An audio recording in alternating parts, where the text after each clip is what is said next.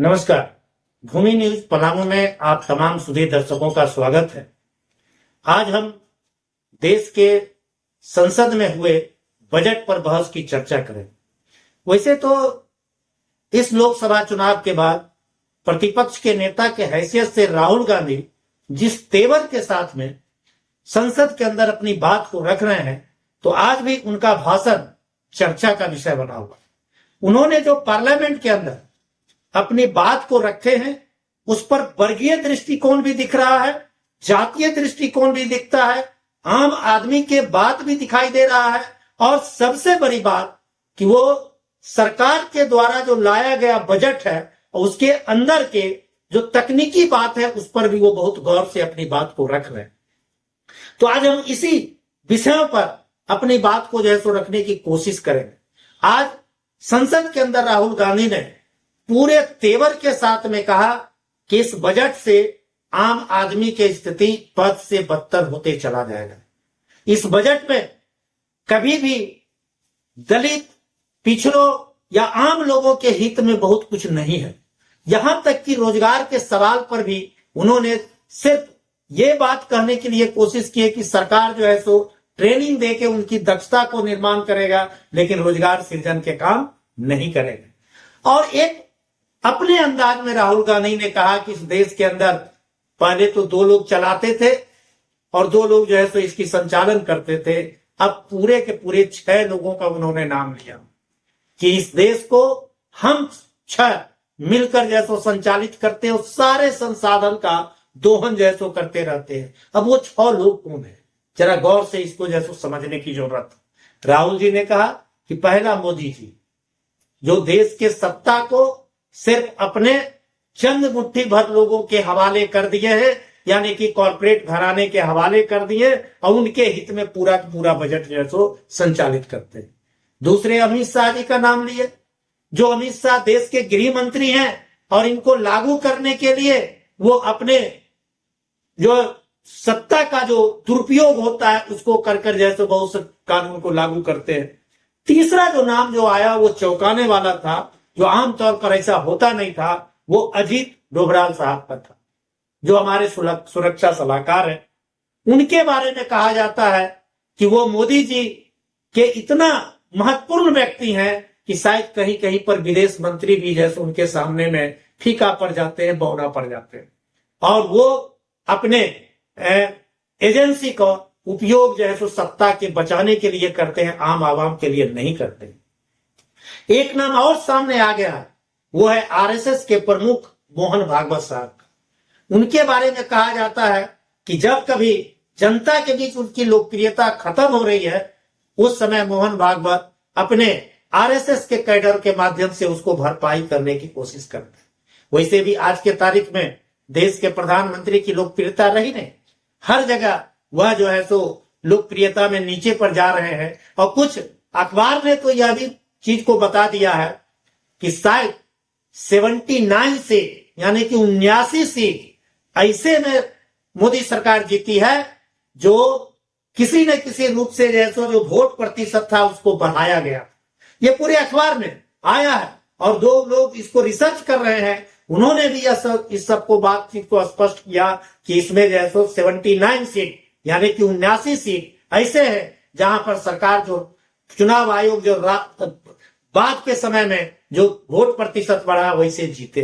तो इसको बहुत से लोग ये कहते हैं कि ये सरकार की जैसे जनता के द्वारा नहीं चुनी गई है, बल्कि ईवीएम के द्वारा चुनी गई, उस पर चर्चा कर रहे हैं। और जो 5वां नाम आ रहा है अडानी जी का और अंबानी जी का, जो कह रहे हैं कि इनके हित में सरकार जो है सो इनको एयरपोर्ट को दे दिए, उनको रेलवे को दे दिए, उनको बहुत से बंदरगाह को दे दिए, जितनी नीति बनती है उनके हिफाजत के लिए कर रहे हैं, इसलिए कि इनको जो है सो चुनाव में जो है सो पूरा का पूरा आर्थिक सहयोग करते रहे। वैसे देश के प्रमुख जो टिप्पणीकार हैं उन्होंने इस बात को भी जिक्र किया कि अडानी अंबानी जी 20% अपना इन्वेस्टमेंट करते हैं राजनीतिक नेताओं पर और खास करके भारतीय जनता पार्टी पर, और उसका 80% का जैसा फायदा जैसा मुनाफा वो लेते हैं। और देश के अंदर ये चमकते हुए सितारे, लेकिन कितने लोग धड़कते हुए गोला है जो देश के खेत और खलिहान के अंदर है, उसकी जानकारी शायद मोदी जी के पास में नहीं है, इसलिए इन्होंने इस तरीके के बात को। एक महत्वपूर्ण टैक्स पर राहुल गांधी ने अपने वक्तव्य देते हुए इस बात को कहा कि शायद यह पहली बार है कि जो लोग अपने पैतृक संपत्ति को भी बेचेंगे तो उसके बदले में सरकार को भी टैक्स देंगे। अमूमन यह होता था कि जो लोग खरीदारी करते थे वह जो है तो टैक्स को पे करते थे, बेचने वाले टैक्स का पे नहीं करता था। यह पहली मर्तबा आया। मोदी जी चुनाव के दरमियान बड़े पैमाने पर कहते थे कि अगर कांग्रेस सत्ता में आई या इंडिया गठबंधन सत्ता में आए तो आपका जो है मंगलसूत्र को भी बेच देंगे, मंगलसूत्र को भी छीन लेंगे। अगर 2 भैंस है तो एक भैंस जो है तो वो अपने चहेते को दे देंगे। अब उसके बारे में एक नई चीज खुलासा आया कि आपके घर में अगर सोना है, अगर किसी संकटकालीन स्थिति में अगर आप उसको बिक्री करते हैं सोना का, तो उसमें भी सरकार को आपको टैक्स देगा। यानी कि जो मिडिल क्लास सेक्शन है वो सेक्शन भी जैसो टैक्स के दायरे से अछूता नहीं रहेगा, उनके ऊपर भी टैक्स जैसो लागू ज्यादा का ज्यादा जैसो लागू जैसो होते चला जाएगा। तो ऐसे स्थिति में हम अगर आम आवाम सजग नहीं होंगे, सचेत नहीं होंगे और सत्ता के निरंकुशता के खिलाफ आवाज नहीं उठाएंगे तो हमको लगता है कि देश बहुत अच्छी स्थिति में नहीं जा रहा है। आज देश के अंदर अगर देखिएगा तो पूरा बजटीय प्रावधान होने के बावजूद भी भ्रष्टाचार चरम सीमा पर है और यह रुकने का नाम नहीं ले रहा है। राहुल गांधी ने एक महत्वपूर्ण चीज और अपने भाषण में व्यक्त किया। वो किए थे कि बजट पर चर्चा करते हुए एक परंपरा रहा कि बजट को पेश करने के पहले बजट के बनाने वाले जो लोग होते हैं वो मिलकर हलवा बनाते हैं और हलवा खाते हैं। उसकी एक तस्वीर उन्होंने पेश किया। यह परंपरा रही।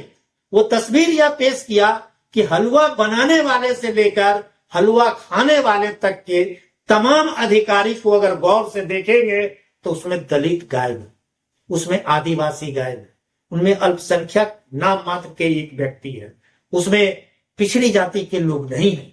इसी विषय को लेकर उन्होंने सरकार पर हमला बोला कि आप जो है जातीय जनगणना कराइए ताकि यह बात जो है तो सामने आए कि इस देश के अंदर कौन कितना संख्या में है।